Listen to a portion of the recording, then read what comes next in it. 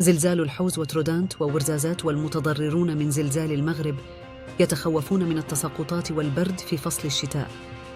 مع قرب حلول فصل الشتاء تتزايد تخوفات قاطني التجمعات السكنية التي فرض زلزال الأطلس الكبير إحداثها بالمناطق التي اعتبرتها الحكومة المغربية منكوبة أي المتضررة، وهي حوالي 40 جماعة ترابية قروية بإقليم الحوز ورزازات ترودانت والآخرون.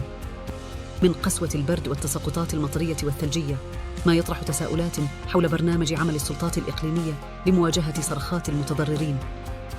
ويتساءل بعض السكان الذين انتهوا من فاجعة وهم الآن في انتظار أخرى في حديثهم للجريدة الإلكترونية: هل سنبقى عرضة للتساقطات المطرية والثلجية؟ وما الحل أمام المياه التي تغزو الخيام؟ وإلى أي حد يمكن تسريع التعويض الذي تقرر لاستثماره في كراء منازل تحميهم قساوة برودة جبال الأطلس الكبير؟